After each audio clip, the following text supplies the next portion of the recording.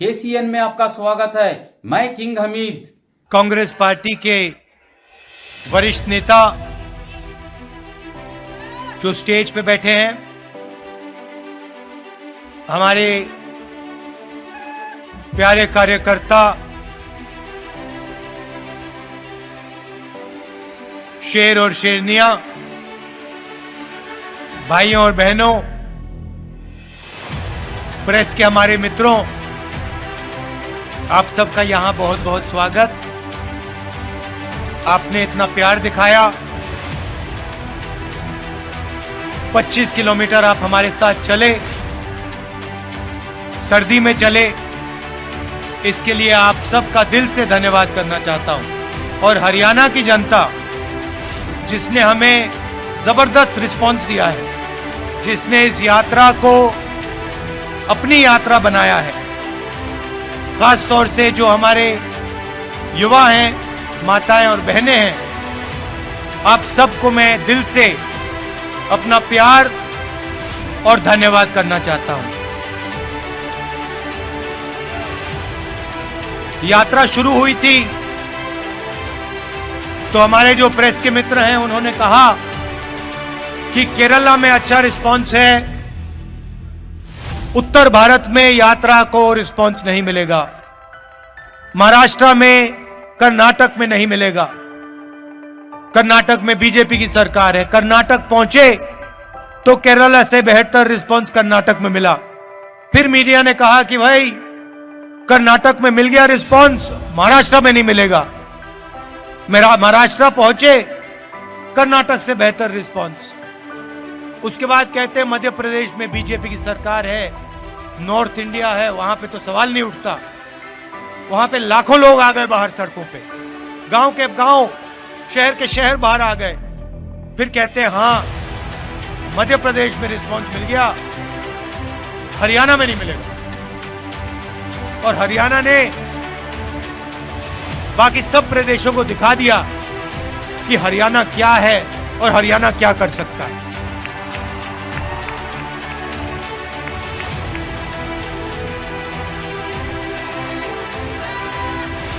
और जो हमने नफरत मिटाने की बात की, डर मिटाने की बात की, वो सचमुच हमें इन सड़कों पे आपने दिखाया है। इस यात्रा में किसी ने गलत तरीके से किसी से बात नहीं, कोई गिरा, चाहे हिंदू हो, मुसलमान हो, सिख हो, ईसाई हो, मैंने अपनी आंखों से देखा। जैसे ही गिरा, यात्रा ने उस व्यक्ति को अपने गोद में लिया। किसी ने नहीं पूछा भाई तुम हिंदू हो, मुसलमान हो, सिख हो, ईसाई हो, कौन सी जात के हो, ना। जैसे ही कोई गिरा, वैसे ही पूरी यात्रा ने, हिंदुस्तान ने उसको अपना माना, उसको उठाया, पानी पिलाया, अगर पट्टी की जरूरत थी पट्टी की, और फिर कहा चलो चलो हमारे साथ चलो। यह आपने दिखाया हमें, और यह नई चीज नहीं है। यह आपका जो प्रदेश है, यह सदियों से देश को यही दिखा रहा है। महाभारत की जमीन है, कौरव पांडवों की जमीन है। जो उस समय लड़ाई थी, बात लोगों को अभी समझ नहीं आ रही है, मगर जो उस समय लड़ाई थी वही आज लड़ाई है। लड़ाई किसके बीच में है?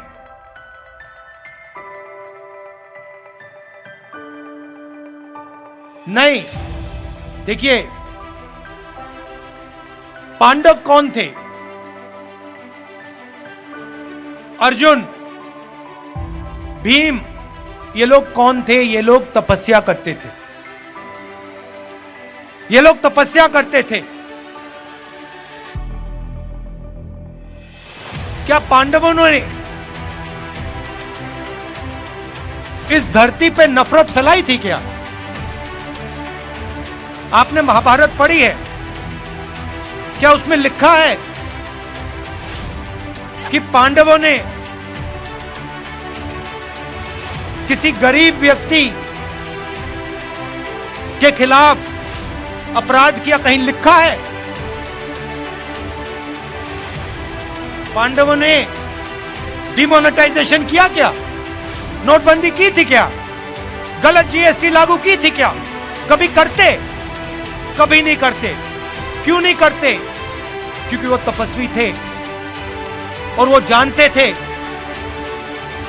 कि नोटबंदी, गलत जीएसटी, किसान बिल इस धरती के जो तपस्वी हैं उनसे चोरी करने का तरीका है।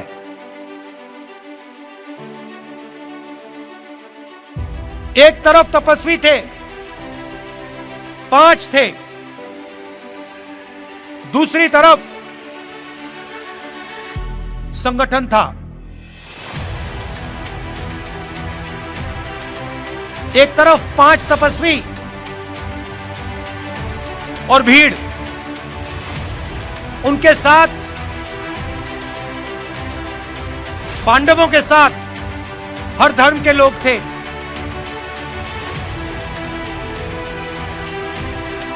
जैसे यहां पे यात्रा चल रही है, इसमें कोई ये नहीं पूछता भैया कौन हो, कहां से आए हो। मोहब्बत की दुकान है ये।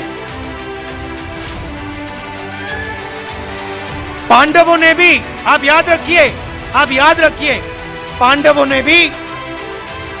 ने भी अन्याय के खिलाफ काम किया था। पांडवों ने भी नफरत के बाजार में मोहब्बत की दुकान खोली थी।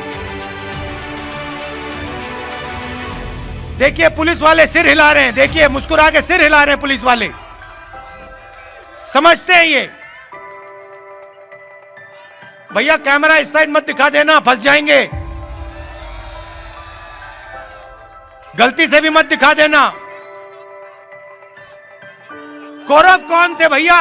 कौरवों के हाथ में 21वीं सदी के कौरव बता देता हूं।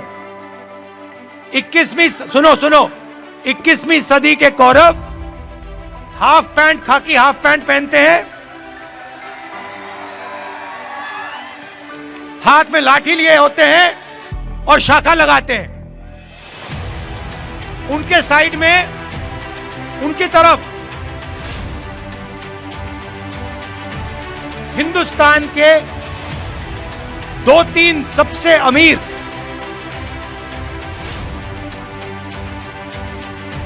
अरबपति कौरवों के साथ खड़े हैं। भाई और बहनों,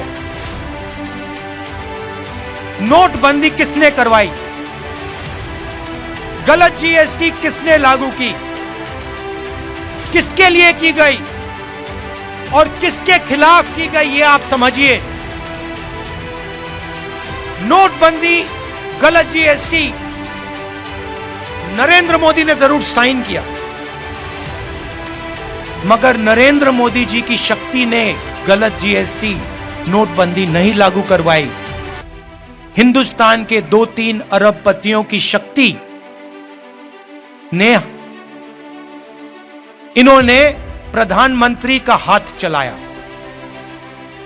मानो ना मानो, आपको देखने को मिलेगा उस समय के अरबपति पांडवों के साथ खड़े थे क्या? अगर खड़े होते तो पांडव जंगल में क्यों बैठे थे? पांडवों को घर से क्यों निकाला?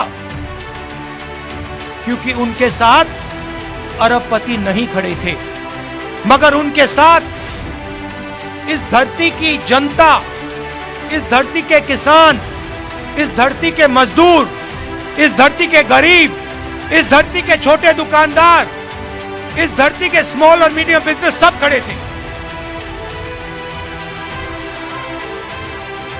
ये देश भाइयों और बहनों, ये देश तपस्वियों का देश है। मुझे कहा जाता है, मुझे किसी ने कहा आप 3000 किलोमीटर चले। मैंने उससे कहा तो क्या हुआ, मैंने क्या बड़ी बात कर दी? अगर आप जाओ और इस देश के किसी भी किसान से पूछो, भाई पिछले 4 महीनों में आप कितने किलोमीटर चले हो, वो आपको बता देगा 3000, 4000, 5000 किलोमीटर चला हूं। हां, कन्याकुमारी से दिल्ली नहीं चला हूं, मगर अपने खेत में चला हूं, मंडी गया हूं, मंडी जाकर वापस आया हूं, फिर मंडी गया हूं, फिर वापस आया हूं, खाद खरीदने गया हूं, बीज खरीदने गया हूं। मैंने क्या बड़ा काम किया? कुछ नहीं। किसी भी मजदूर से आप पूछ लो, आपको बताएगा 24 घंटा मैं सर पर बोझ रख के आगे पीछे चलता जाता हूं। वो ये जो घड़ी है ना फिटबिट वाली, ये जो मैं पहना हूं, जो किलोमीटर दिखा देती है, वो नहीं पहनता है। इसलिए उसको शायद पता नहीं लगता कितने किलोमीटर चला है। हमारे साथ यात्री चले, मुझे कहते हैं भैया 3000 किलोमीटर चले। मैंने उससे कहा भैया तुम्हें खाना मिला आज सुबह? भोजन खाया तुमने? कितने बार भोजन खाया? 3 बार खाया ना। तो वो जो चल रहे हैं, आधी रोटी खा रहे हैं, और तुम क्या बड़ी बात कर रहे हो? वो आधी रोटी में 3000 किलोमीटर चलते हैं, तुम भरपूर खाना खा के 3000 किलोमीटर चल के छाती फैला रहे हो। क्या मतलब है इसका?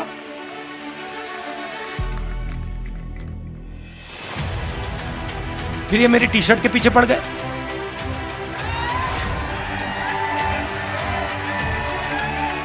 इनको अभी तक समझ नहीं आ रही बात। नहीं, उनको समझ नहीं आ रही बात। देखो ये कह रहे हैं टी शर्ट क्यों पहना है, ये सफेद टी शर्ट क्यों पहना है, इसको सर्दी नहीं लगती। सबसे पहले मैं आपको बताता हूं क्यों पहना हूं।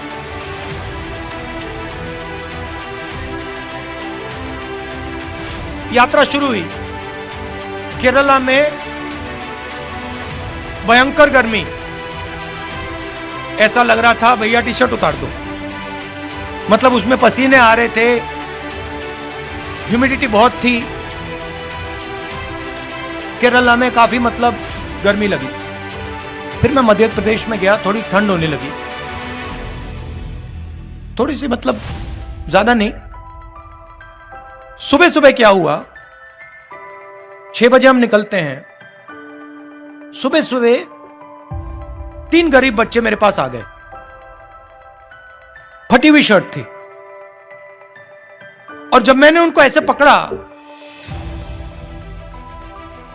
हाथ लगाया फोटो के लिए, फोटो लेना चाहते थे, एक इस साइड और एक साइड लड़कियां थी, एक इस साइड एक इस साइड। जैसे मैंने उनको पकड़ा, वो कांप रही थी,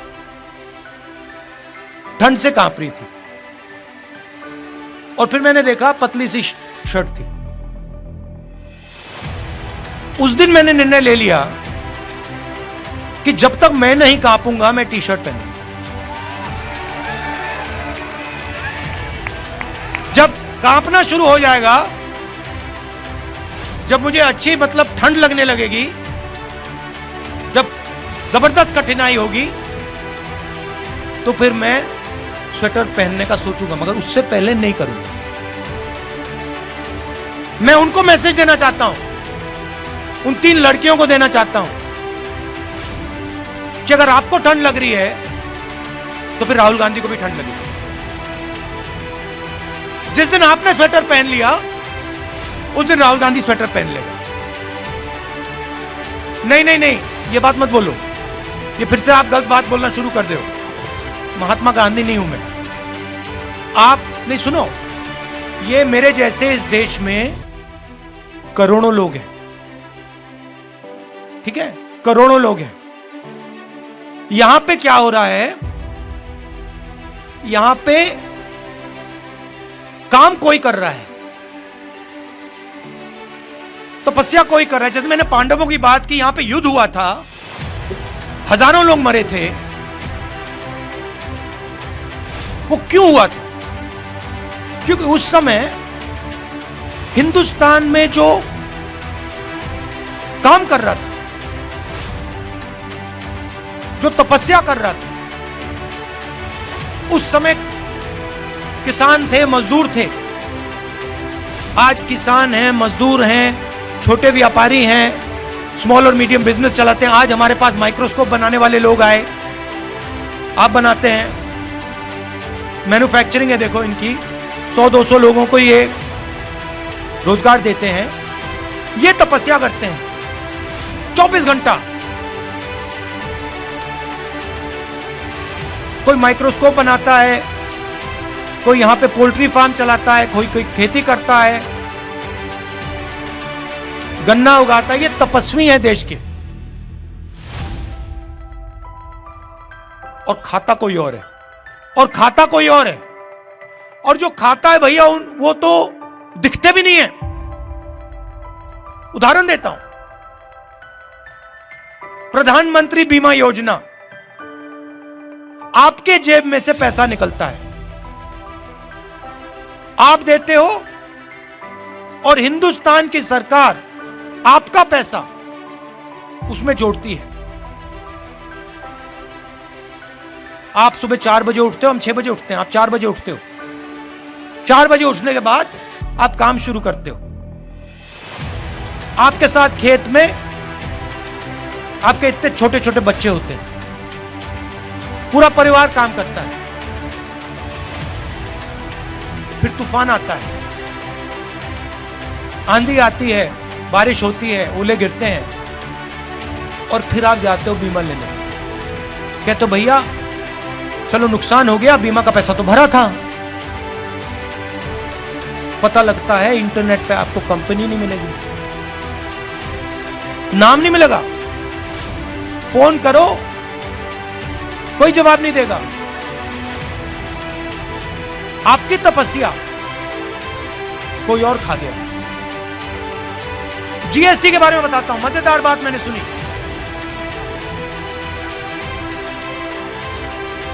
अगर आप, चाहे वो मैदा हो, गुड़ हो, अगर आप 25 किलो से कम मैदा गुड़ अपनी दुकान में बेचते हो, छोटे व्यापारी की बात कर रहा हूं, अगर 25 किलो से कम बेचते हो तो आप पर जीएसटी लग जाती है। और अगर आप 25 किलो से ज्यादा बेचते हो, आप पर जीएसटी नहीं। मतलब छोटे व्यापारी पे जीएसटी, अदानी पे जीएसटी नहीं। क्यों?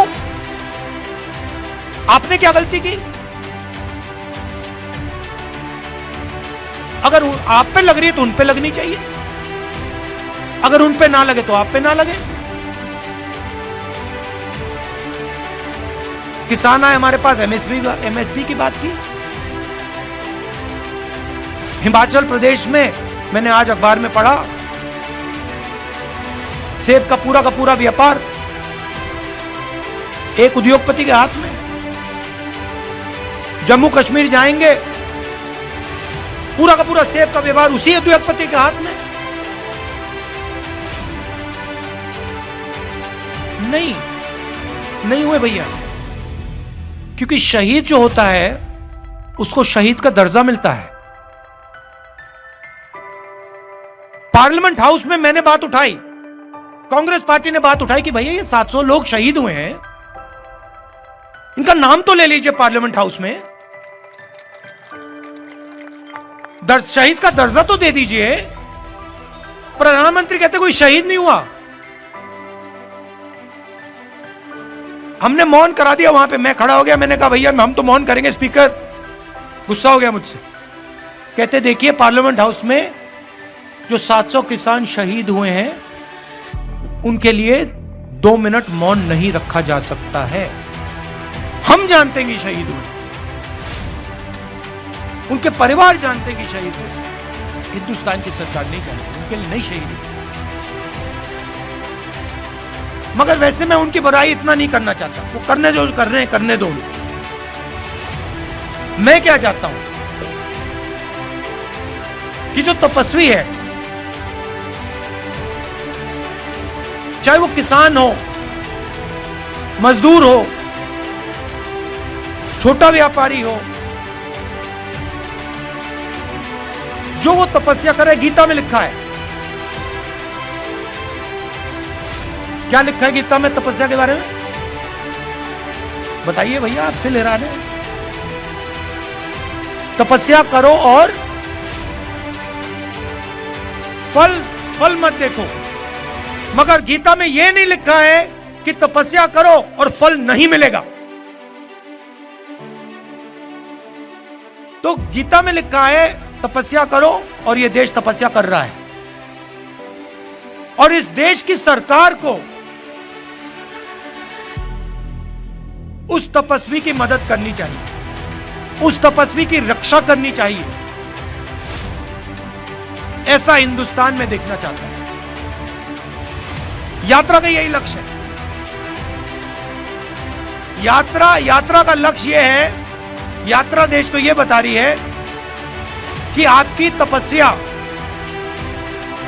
जाया नहीं जानी चाहिए।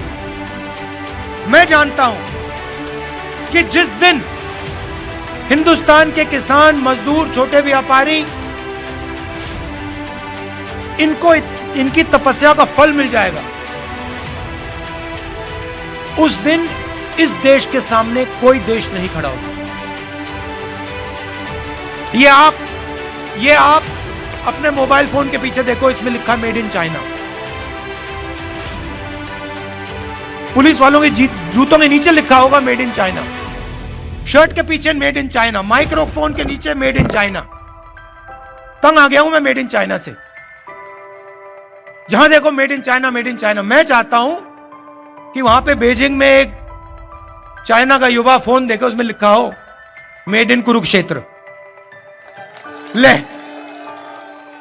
ऐसा हिंदुस्तान चाहता हूं। और जो कुरुक्षेत्र में जिसने माइक्रोस्कोप बनाया, अंबाला, जिसने अंबाला में माइक्रोस्कोप बनाया, उसके जेब में चाइना के युवा के पैसे आए। ये चाहता हूं मैं। तो मगर सबसे पहला कदम डर और नफरत को मिटाने का है। देखिए, हरियाणा में युद्ध हुआ था, पांडवों ने डर और नफरत को मिटाने का काम किया था। जैसे मैंने कहा, नफरत के बाजार में मोहब्बत की दुकान खोली थी। और ये मैं नहीं कह रहा हूं, ये मत सोचिए कि मेरा नारा है। मेरा नारा नहीं, उनका नारा है। ये पांडवों का नारा है, ये पांडवों का नारा है, ये भगवान राम का नारा है, ये इस देश का नारा है। और हजारों सालों से यह नारा चल रहा है। ये कुछ नया काम नहीं किया मैंने। आखिरी बात कहना चाहता हूं, और ये आपको मालूम होनी चाहिए। देखिए, जब भी मैं चल रहा हूं, जहां भी मैं जाता हूं, राजस्थान में जय सिया राम,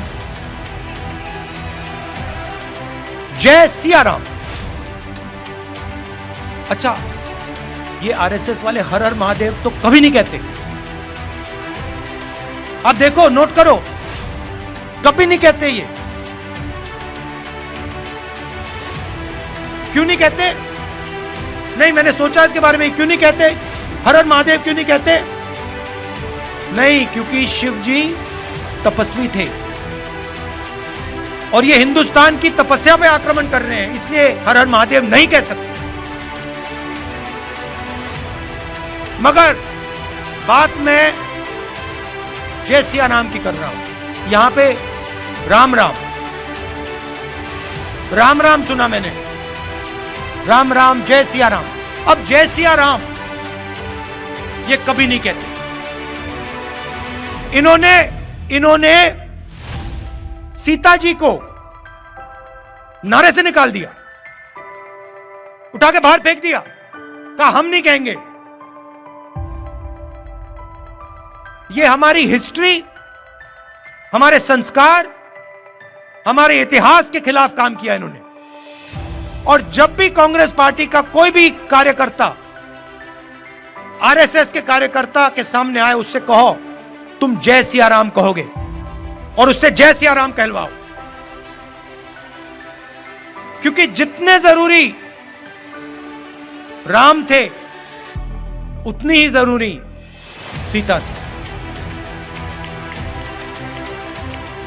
तो आप सब यहां आए, इतने प्यार से आपने मेरी बात सुनी, दिल से आपका धन्यवाद करना चाहता हूं।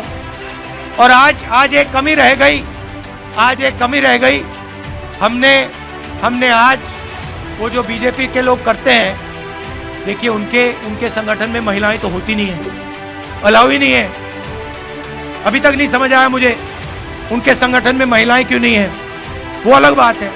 मगर आज हमने पूरा दिन महिलाओं का कर दिया, तो जो हमारे पुरुष हैं उनको आज थोड़ी मुश्किल हुई, आप अंदर नहीं आ पाए, आप मिल नहीं पाए, तो मैं आपसे माफी मांगना चाहता हूं। और कल दोनों स्त्री और पुरुष का दिन है, तो आप सब लोग आ पाएंगे और आपसे मिल सकेंगे। दिल से बहुत बहुत धन्यवाद, नमस्कार, जय हिंद।